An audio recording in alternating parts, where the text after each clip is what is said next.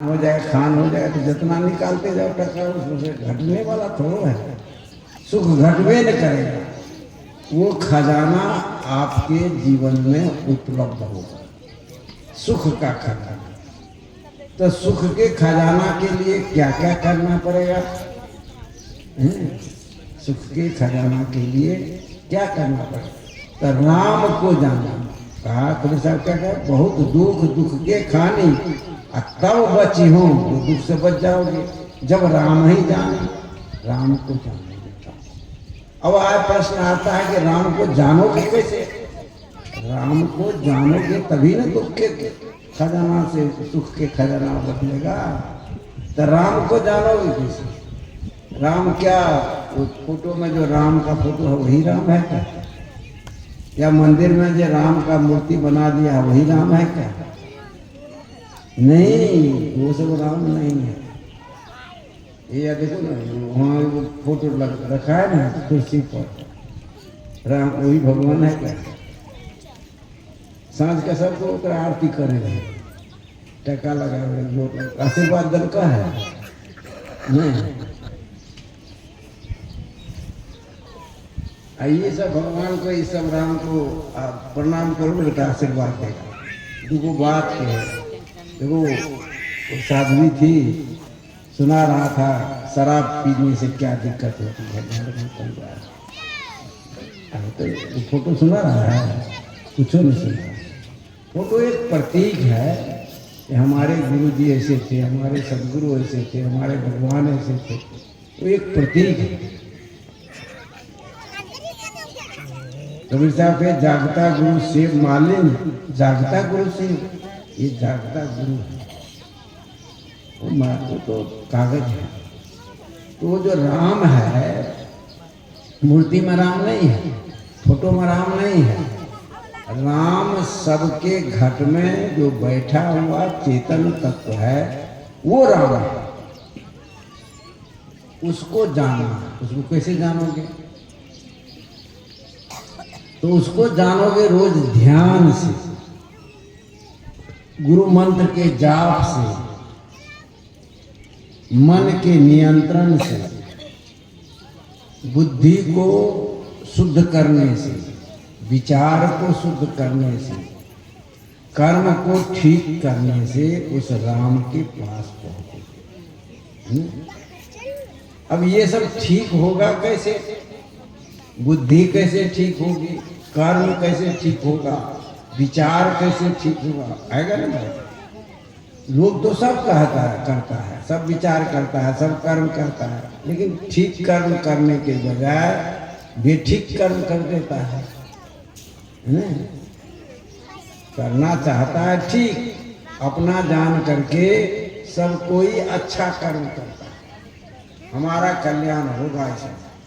लेकिन कल्याण नहीं होता और दुख हो जाता है। अपना जान करके करते हैं लेकिन होता नहीं है। तो उसमें गड़बड़ी कहाँ है? दुख क्यों हो गया? जब सुख का पेड़ लगाया तो दुख क्यों हुआ? कुछ न कुछ गड़बड़ी है। तो वो जो कल्याण का जो पेड़ लगेगा, कल्याण के जो दिए जीवन जो है, आपका शरीर सुख के खान बनेगा, उसके लिए क्या करना पड़ेगा? कुछ करना पड़ेगा ना। जैसे अभी सत्संग सुनने के लिए आप लोग आए, तो वहाँ जहाँ घर यहाँ नहीं है, घर है आपका कहीं इसी दो गांव में, इसी टोला में और बगल वाला टोला में, और वहाँ से मन बनाए, मन बना करके कि चले घिड़की में सत्संग है, जाते हैं वहाँ सत्संग करें। बाबा आएंगे पूर्णिया से, तो पूर्णिया से बाबा आएंगे सत्संग सुनने के लिए मन बनाए, और यहाँ सत्संग में आप लोग आए, तब आप अभी सत्संग सुन रहे हैं। अब यहाँ कोई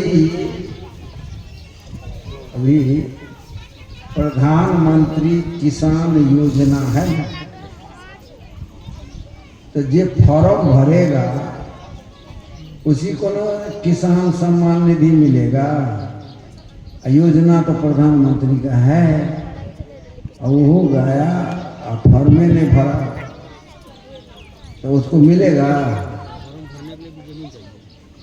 और जो उसके संग उसका प्रोसेस है उसको करना पड़ेगा ना, फॉर्म भरेगा, जो सब मांगेगा देगा, रसीद का नंबर, खता खतियाँ, तो बुझेगा कि ये किसान है, इसको सम्मान किया जाए तो मिलेगा।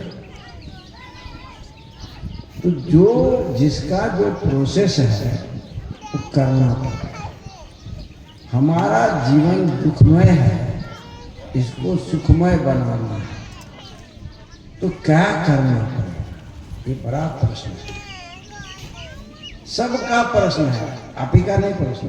बवाजी लोग का भी जीवन बड़ा दुखमय है। कबीर साहब कहे न, राजा दुखिया प्रजा दुखिया, जोगी को दुख दूना। कहे कबीर सुनो भाई साधु, कोई महल नहीं सुनना, कोई खाली ये नहीं है दुख। राजा को भी दुख है, प्रजा को भी दुख है। राजा को दुख है कि प्रजा उसके अनुसार नहीं चलती है, विद्रोह होता है, दूसरे राज वाला चढ़ाई करता है। अब प्रजा का दुख है कि उसको राजा शोषण करता है, टैक्स लेता है, ठीक से उपजा नहीं, फलना नहीं, चिलना नहीं। तो राजा प्रजा सब दुखी है। और जोगी को दुख दूना, जोगी को तो और दुख दूना है कि कौन बना के देगा, अपने से रोटी आटा सानता है, रोटी बनाता है, खाता है। तो जोगी को दुख दूना। कहे कबीर सुनो भाई साधु, कोई महल नहीं सुना। जोगी को तो दुख तो ना है, घर छोड़ दिया, परिवार छोड़ दिया, यहाँ बीमार भी होगा तो कोई देखने वाला नहीं होगा, वो अपने भरोसे में जीता है। वहाँ तो बेटा है, माँ बाप को उठाता है, ले जाता है, दवाई कराता है, डॉक्टर ले। अब बाबाजी को कौन ले जाएगा उठा करके? मरते रहो, चिल्लाते रहो, कोई पूछने वाला नहीं, जीना तो हुआ नहीं। तो जोगी को दुख दूना दोनों। कहे कबीर सुनो भाई साधु, कोई माल नहीं सुना, कहीं कोई घर खाली नहीं, लेकिन उसी जोगी के पास सुख का खजाना का राज है, उसकी चाबी है। चाबी क्या है? आपका जीवन सुखमय हो जाएगा, उसका चाबी क्या है? उसका चाबी है कि सकारात्मक सोच।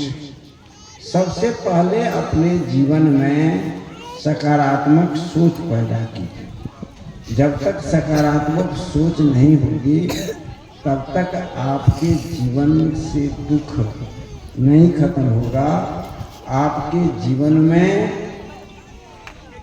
सुख उत्पन्न नहीं होगा।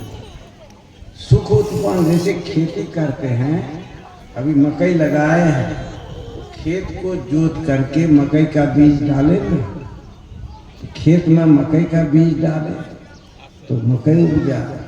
शरीर माध्यम खलु धर्म साधन, नीति में आया है कि ये शरीर जो है समस्त कर्म करने का साधन है। अभी सत्संग सुनते हैं शरीर से, भजन करते हैं शरीर से, खेती करते हैं शरीर से, व्यापार करते हैं शरीर से, और किसी को मारते हैं शरीर से, गाली देते हैं शरीर से, चोरी करते हैं शरीर से, हिंसा करते हैं शरीर से, विचार करते हैं शरीर से। देखो, शरीर दोनों काम करने का है ना, अच्छा भी काम करता है, बुरा भी काम करता है शरीर से। तो शरीर माध्यम खल धर्म साधन। तो सकारात्मक सोच, सुख का खजाना हमारा शरीर हो, उसके लिए क्या पहले जरूरी है? सकारात्मक सोच की जरूरत। जब तक सकारात्मक सोच नहीं होगा तब तक जीवन में सुख नहीं।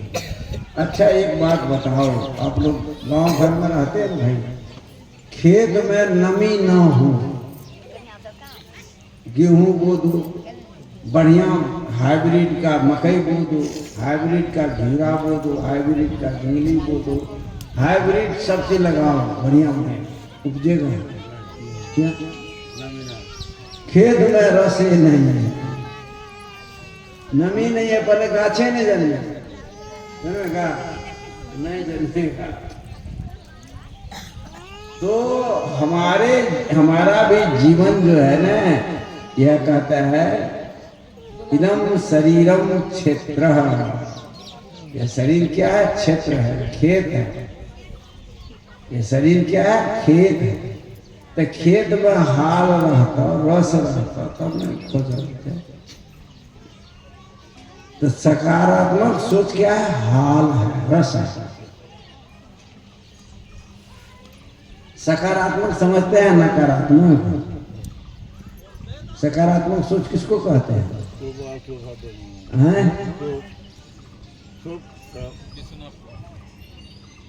सकारात्मक सोच बना, हम बोलते हैं कोई समझ में नहीं करेगा सकारात्मक सोच। सकारात्मक सोच का माने होता है कि हम आपके प्रति अच्छा सोचें।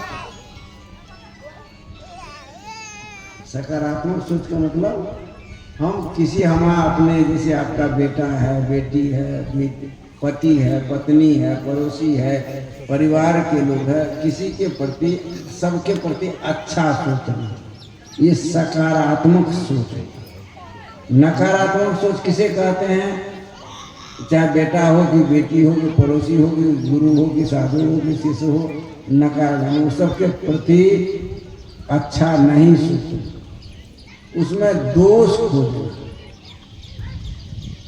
हम जब किसी के अंदर गुण खोजते हैं तो सकारात्मक सोच होती है। जब हम किसी के अंदर दोष खोजते हैं तो नकारात्मक सोच होती है।